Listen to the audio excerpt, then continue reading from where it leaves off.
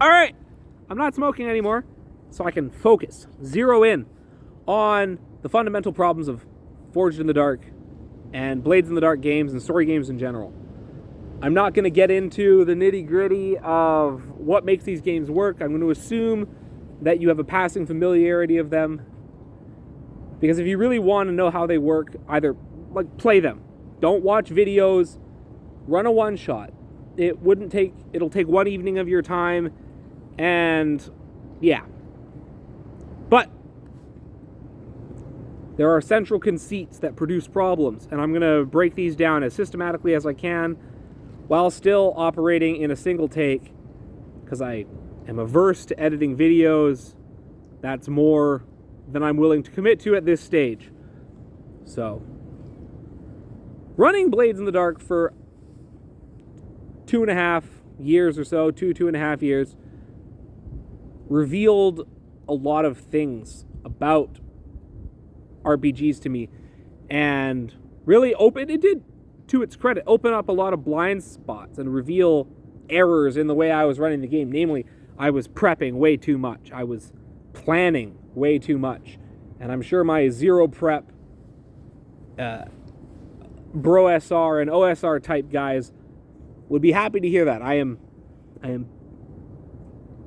accurately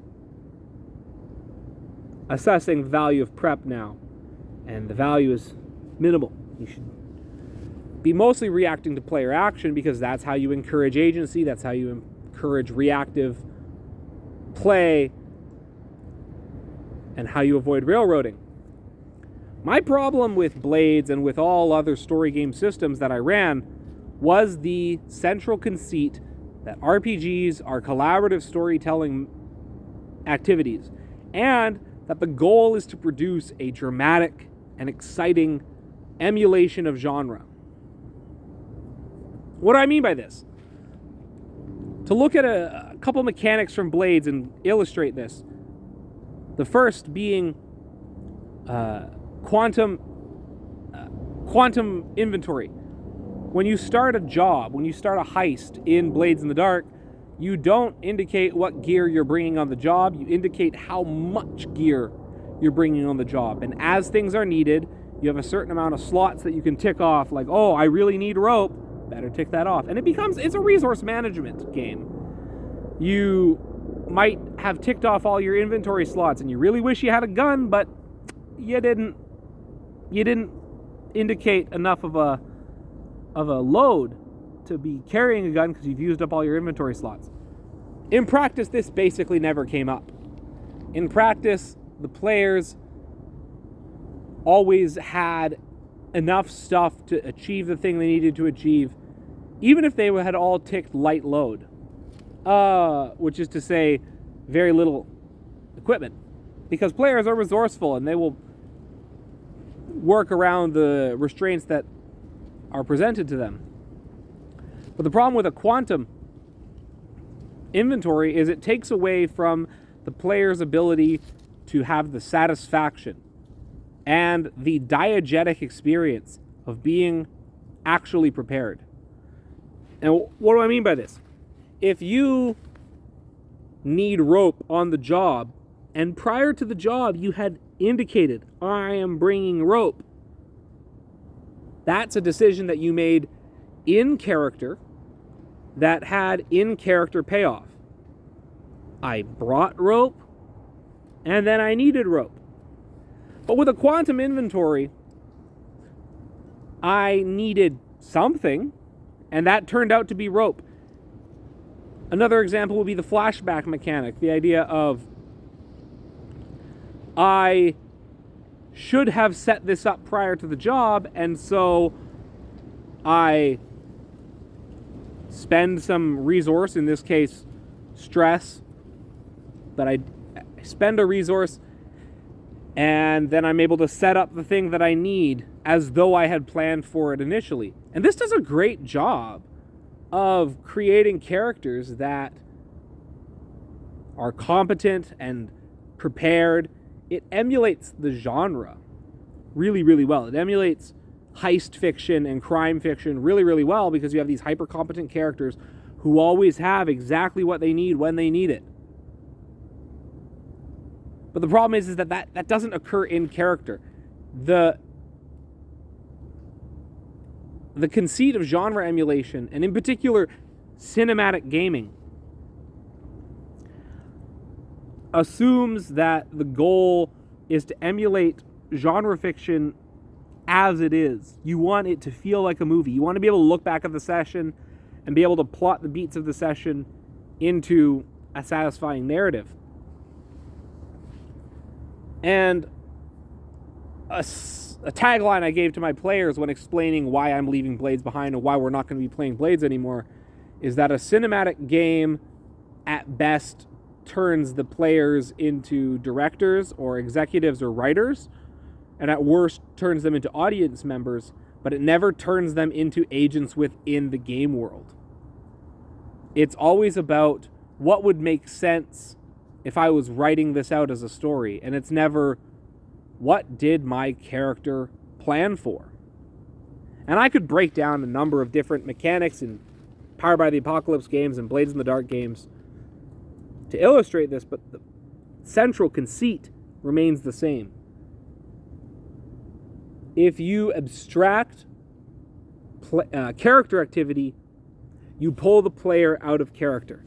You pull the player away from thinking as the character, and you put them into the writer's room. You put them into the hot seat of producing a satisfying outcome.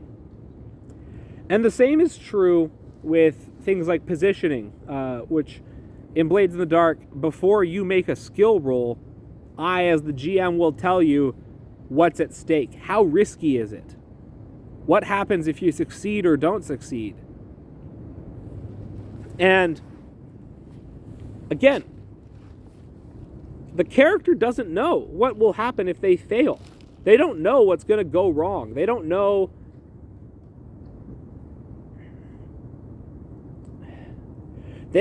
the second or third order consequences of their behavior if you operate in this paradigm. In a simulationist perspective, they can predict that. They can say, well, if I do this and it goes wrong, then it will affect this, this, this, and this, and probably produce this outcome. But in a story game, it's, well, if my character does this and it doesn't go well, then the GM has told me that this will go wrong, or this is what will happen if I fail. This sort of thing is great for producing characters who are always making the right decisions, or at the very least, making difficult decisions that are dramatically satisfying. It doesn't, I don't want to beat a dead horse here, but it doesn't produce characters who do what makes sense in the moment based on what the information they have. There is no fog of war in a story game. And this is intentional. Because the intent is not to create character immersion, it is to create exciting drama. But when I don't remember, what's his name? The American Revolution, the guy who rode the horse and he was looking for the two lanterns. I get my American history from Futurama. And he says, oh, the British are coming, the British are coming. He's not thinking in terms of what will produce the most dramatic outcome. He's thinking in terms of the British are coming, the British are coming.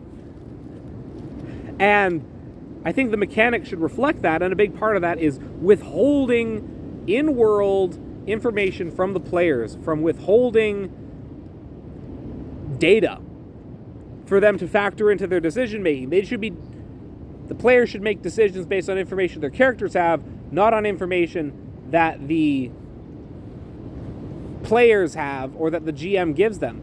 This is the complaint in classic D&D about metagaming, about like, oh, well, do you or do you not know that trolls are vulnerable to fire? And to a degree, like everyone complains about that, but to a degree it's true.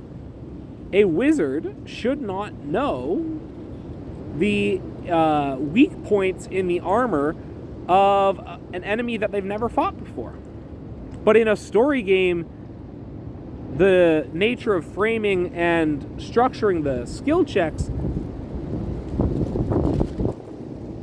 my goodness, what an incredible gust of wind. You guys can't see this, but a tree just fell down about 15 yards away from me.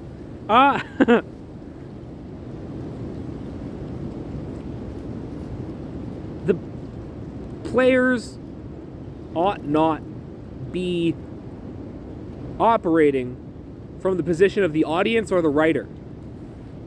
And I'm probably at this point repeating myself. I'm almost certain that I've gotten my point across and I'm just circling the wagon. And so at this point, I'm going to stop again. Maybe I'll light another cigar. And when I return for part 3 out of 3, we will talk about the reasons that I am returning to an old school style of play